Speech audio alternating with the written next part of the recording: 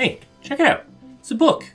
I wrote this mostly during April's Camp NaNoWriMo, a national novel writing month outside of the normal November NaNoWriMo. I set a word count goal for that camp at 25,000 words. That would be to double the length of the draft that I had started during the previous November Nano. Instead of 25,000, I wrote 50,000 words and finished the draft. So I was facing most of the same challenges in April when I finished the book as in November when I didn't. Baby not sleeping, busy at work, big kids doing virtual school from home, and yet there I was, crushing the word count goal and actually writing better on this first draft than I ever thought I would, or even could. Like, this is the third novel I've written in 5 years doing Nano, and it is also far and away the best book I've written. It's not just better because I practiced writing a bunch. I mean, that's part of it, don't get me wrong. Practice actually works, it turns out. It's better because it's a better book. So despite all of the challenges that I was facing in April as well as in November, what went right? How did I write faster and better than I could have possibly predicted? I'm gonna try and bottle some of that secret sauce for you here today. I've done a fair amount of reflecting about what I did and what worked. Here are 10 things that made all the difference for me, helping write my best first draft to date. Wait for it.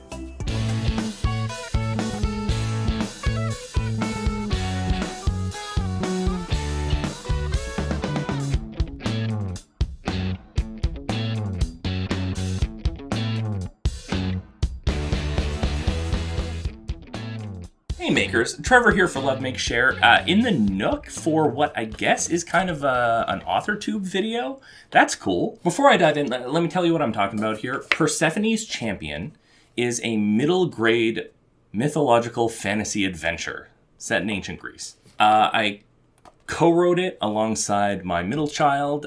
We did a micro podcast about it. Hi, I'm Trevor. And I'm Bia. And we're a daddy-daughter duo taking on National Novel Writing Month NaNoWriMo in November 2020. Our story is a middle grade fantasy adventure based on Greek mythology. It's called Persephone's Champion, and it's got godly intrigue, a diverse and imaginative cast of characters, comedy, tragedy, and probably a few epic fight scenes. I'm going to link that in the doobly-doo. Check it out if you want to hear more about the story. But this is a video about writing, not about that book. So quickly, a note about NaNoWriMo before I get into it. I'm doing this video now because it is Preptober, and I'm sure a lot of you are picking stories or starting to get to work on developing your story. So I think the timing is right. I think that most of these 10 tips are going to be useful year-round, no matter when you're writing. However, some of them are specific to the very, very specific type of writing that is NaNoWriMo. Like, Nano is such a specific mode of writing. It requires a kind of sustained, frenetic output that you don't need to do most of the time and probably shouldn't do most of the time. As a result, some of the things that I mention here are not going to be applicable to writing at all times, and in fact might not be good to try and practice at all times, and I will try and flag those as I go. Okay, enough preamble. Here's the 10 things that made Persephone's Champion a very successful draft, and go.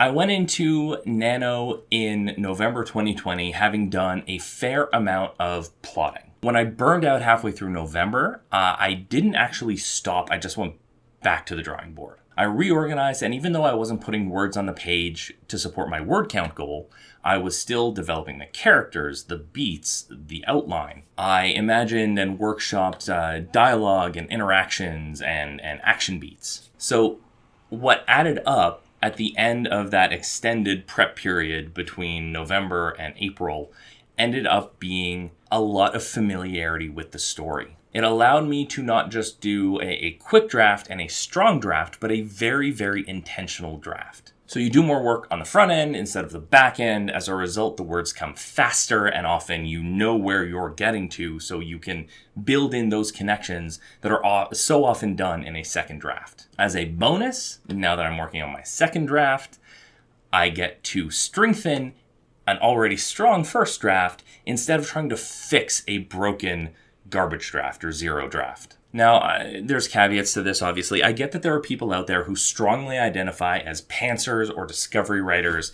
And, I get that, and I've been in that mindset, but I think we really need to get beyond the idea of plotting and pantsing being a binary, or even being a spectrum between the two. You're doing plotting work, you're doing development work, either at the beginning of a process or somewhere in the middle of the process. But if it happens before your first draft, or it happens before your second draft, it is going to change how that first draft goes. Personally, I have found that my best discovery writing comes when I have done the work to plan. A plan provides the foundation, and then all of the decoration comes in discovery writing. I also want to be clear about plotting and pre-work should not take anything away from the thrill of actually writing your book. If you're excited about the story, it won't hurt the experience. Which brings me to... Guys, I love that story so much. I love Trista and Bahir and Solon and all of our side characters that are unique and magical and strange and complicated. I love the plot because it is this rollicking chase through a mythologized ancient Greece. I love it thematically because it deals with storytelling and the interpretation of stories and the way human beings adapt narratives to suit their purpose. And it talks about how being a leader means so much more than just being the smartest person in the room. And I love it. I love it emotionally because it's this exciting fantasy adventure with laughter and tears and heartache and triumph and stand up and cheer moments. I want to say none of that means that this is the heart book. You know what I mean? It's not like the capital B book that I was born to write as an author. I kind of stumbled on it accidentally, if I'm being completely honest.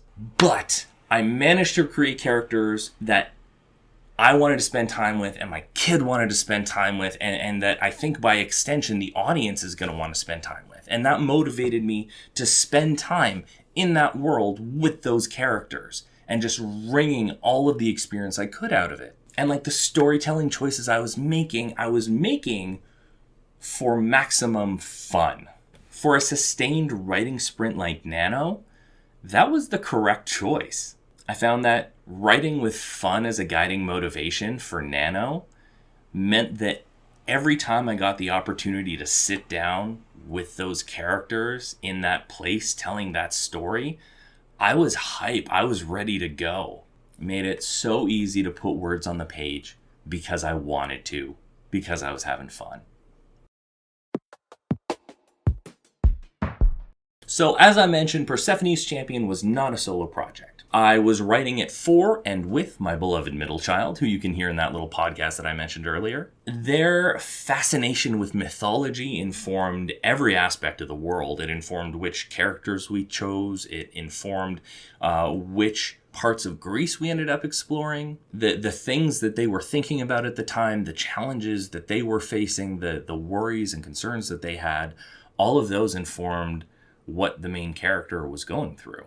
And handing them new chapters to read was exhilarating. I couldn't wait for their feedback. And so I was like, okay, I'm going to push. I'm going to write a little bit more. I'm going to write a chapter instead of X number of words. Having such a clear audience in mind really helped focus the tone and the voice of the book.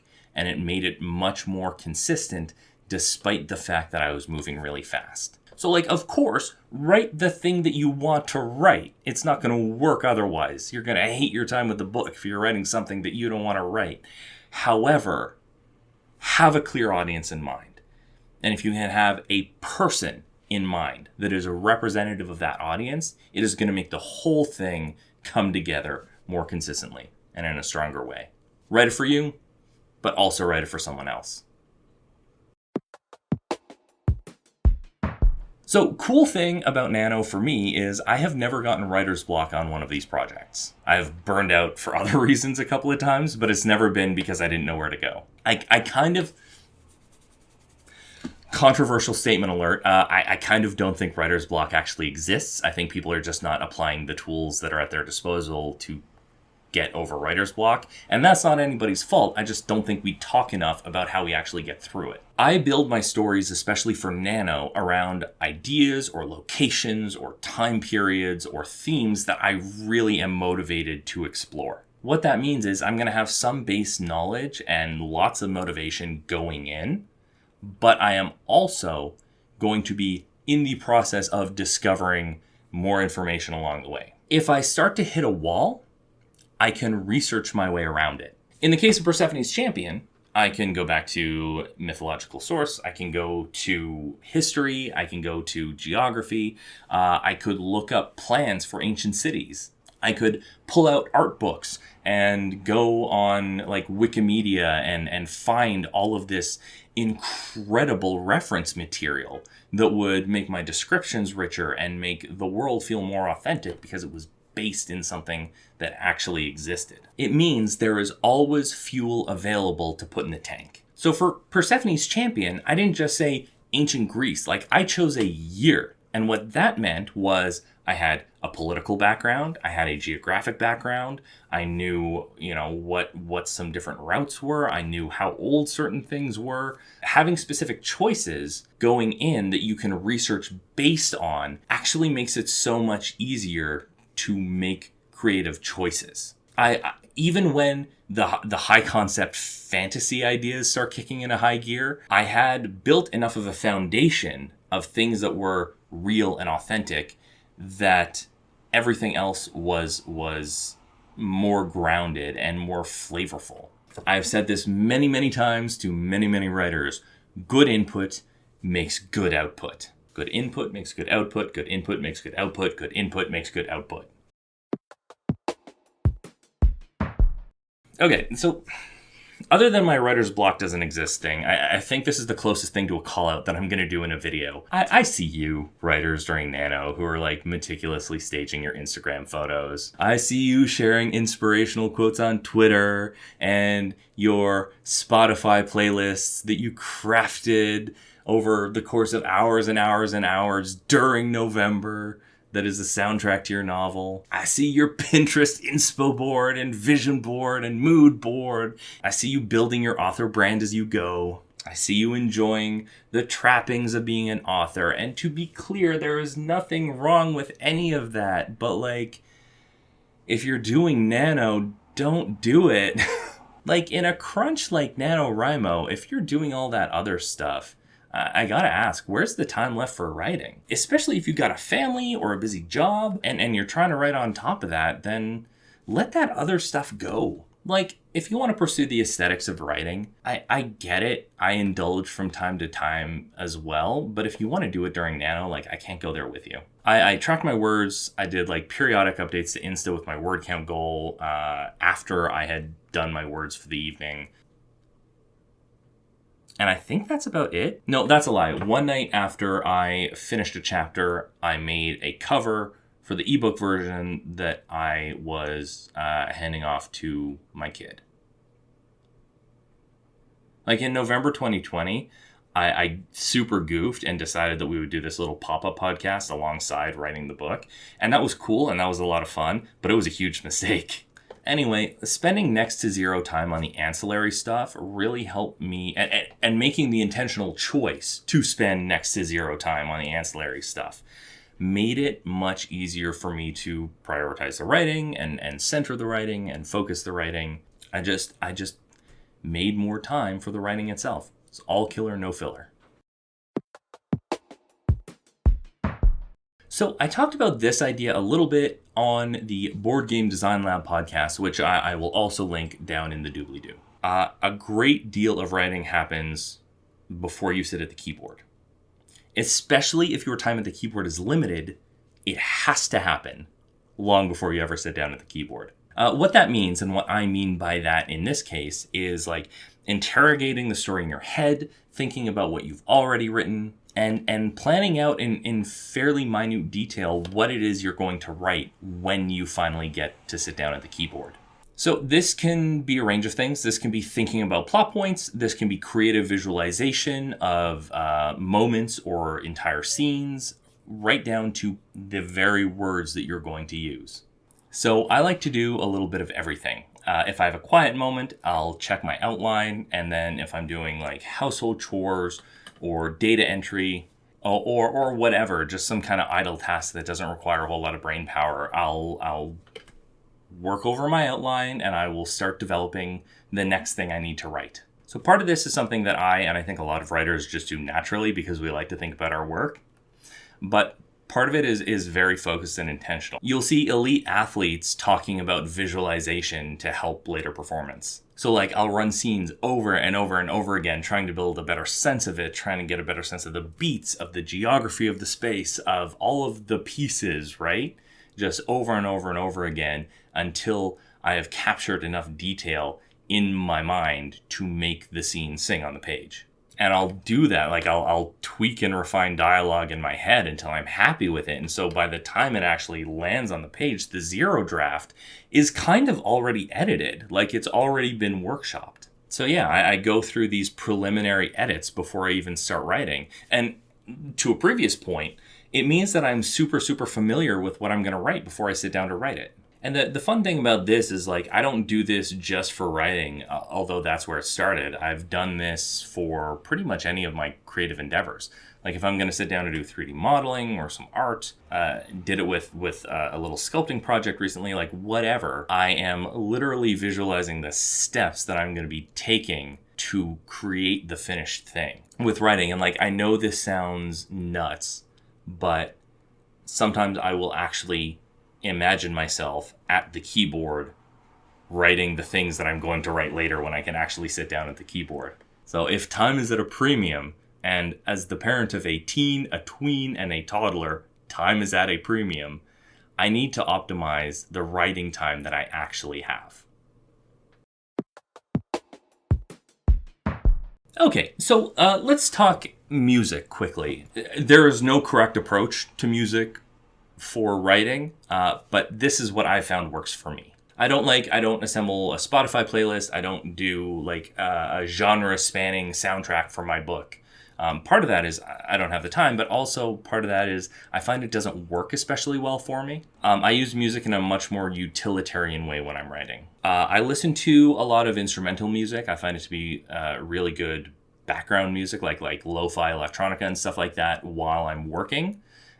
It's a great way to drown out other distractions and help focus the mind. So from time to time, while developing a project, I will find a track or even better, an album that lands on the tone that I am looking for. So when I find that, I grab it. With a little bit of luck, the entire album that song is from kind of works. Sometimes it's just a couple of songs, so I'll pull those out. And so those tonal pieces I keep, and that's all I listen to while I'm working on a particular project. I sit down to write, I put on that music, and I'm in. I don't use that music for any other project. It is it is dead to me except for when I'm working on the project that it's meant for. So the nice thing is that finding new music to attach to a project means that the only association I have with that music is that project. They are triggers for one another. When I sit down to work on the story, I hear the music in my head.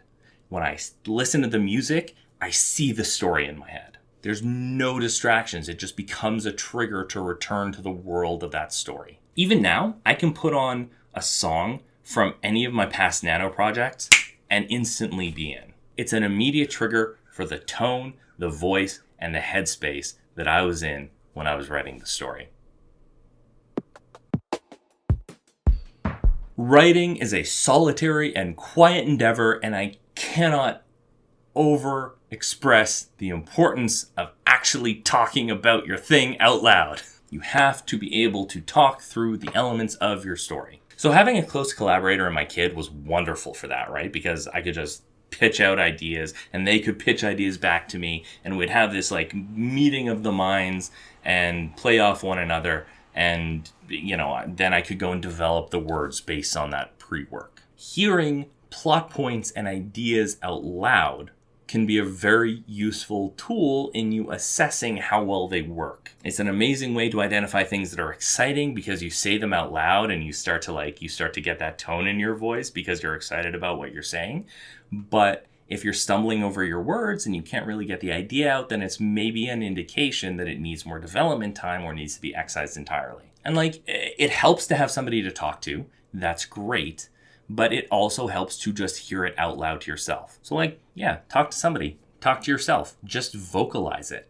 Saying it to yourself in your head doesn't work. You can hear how well something works out loud, even if you're just talking to yourself, way better than you can when it's locked away in your head. So if you can't articulate an idea out loud, that's maybe an indication that it is not going to work on the page as well or as easily as you need it to for Nano. However, it's a thing that you start talking about and you start getting excited as you're talking about it, then that's a pretty good indication that you should pursue it. So for the April Nano, I put most other distractions on ice, except for family activities, such as they were during COVID. But I was motivated and I had a full head of steam. I was excited about my prep work. I was excited about the story. So I just kind of cleared my path and went for it. TV, video games, reading other books, hobbies, all that stuff, the things that kind of make you a well-rounded individual, all of it, I just kind of put aside to focus on the work. I stretched my days when I needed to. I ate into my sleep a little bit where I needed to. I pushed. I found that the key thing to that was forcing myself to think in terms of scenes and chapters instead of word count goals. So even when it required pushing a little harder and writing a little longer and, stretching my day a little bit longer, it resulted in higher and higher word count goals. So I can't stress enough that constant crunch output is not sustainable. Don't do it. Like I said, Nano is a unique kind of writing and it is not for everybody and it is not for always. There's a reason it's a month long. You can sustain elevated output for a while, but over the long term, it's not healthy. You have to make choices for your physical and mental health that are going to result in you being long-term a better writer and not just short-term a writer who achieves. Please don't think that all it takes to push out good drafts is abandoning all of the things that make you a person. Less living your life and less sleep and less balance. No. For an extended period of time, that is unhealthy and bad. But for a brief period, if you are making choices that you are aware that you can sustain for a short sprint that are consistent with your well-being, both physical and mental, then committing to a bit of crunch can be useful. If the project is worth a little sacrifice and you set clear boundaries and you set a clear time when you are going to stop, it can be worthwhile. Just don't push it too hard for too long. So I've written 3 novels in various levels of polish and a bunch of other side things in 5 years. And that feels wild to say. Well, I felt that the last one might have been kind of my breakthrough novel. I think that this one is actually it. Now, Persephone's Champion is that not every book is going to be that. So this isn't necessarily replicable. But if you're a hobbyist writer like me looking to become a more established, successful author later on, you kind of want to adopt that mentality for the things that you write. This could be that. But if you take that opinion and you feel that about the work, then go hard at it. Even thinking about it now, it makes me a little giddy, I'm not going to lie. So it's common knowledge in online writing communities that a first draft is going to be bad and you're going to hate it. I think that's wrong too. I am maybe challenging more conventional wisdom in this video than I meant for my first actual writing video. So first draft bad, you're going to hate it. I'm here to politely disagree with that. If you genuinely hate what you're doing and what you've done, I think that's actually a problem. I actually don't think that's normal. It's not uncommon. I don't think it should be expected, and I certainly don't think it should be aspired to. I don't know how you could expect anybody to positively respond to a book that you yourself, the author, hate. Like, you can have problems with what you've done. Like, I think the first chapter of Persephone's Champion is actually kind of bad. It's certainly very messy. But I don't hate it. Like, yeah, you can have problems with what you've done, but if you actually hate it, then maybe there's a problem with the story that you chose to write. Maybe you chose a bad project for you to write. Maybe you didn't like the story enough. Maybe you didn't do the development work up front and it ended up being not the story that you wanted to write in the first place. I don't know, like choose a story that you think is good that you want to write and then hold it to that standard. I alluded to this, but I'm going to say it explicitly. This is a place where plotting and planning really come in handy. If you're pantsing and you write a bad book, then you don't necessarily know it until you're so far into it that there's kind of no way out. If you do planning, you can audit the work before you invest all that time in it. If you can figure out if you like the characters and you like where the story is going and you like the beats and you like the arcs and you like the rise and fall and you feel like it has a good flow, then those are all signs that the story actually has legs. Sometimes you'll have an idea and you'll pursue it and you'll discover that actually there isn't enough here. If you do development work, you can learn that before you spend a whole month of your life beating yourself up about it. For Persephone's Champion, every single thing that we added to our planning document was something that excited us and something that worked. And we Marie Kondo'd our outline too.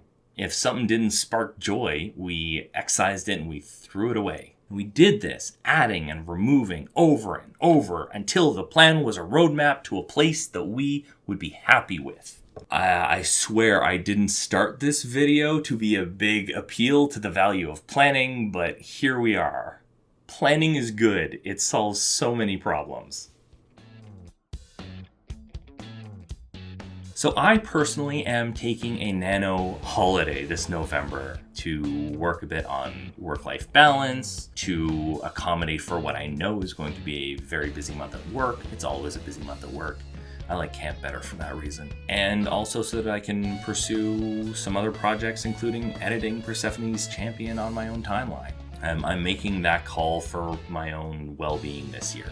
But I didn't want to let Preptober go by without sharing this stuff because I had such success with it that I think it's going to be a blueprint for all of my future projects. And hopefully for you in these last couple of weeks of Preptober that it is useful and motivating for you as well. And I think like with everything, in my day job, I'm an instructional designer. I have to come at all of my work very intentionally, and I have to design the experience that I and the learner, the end user, my audience, is going to have. So if I can impart anything to you, it's to be intentional with both what you are going to produce, but also how you are going to produce it and what you want the audience on the other side to experience. Just intentionality is the word.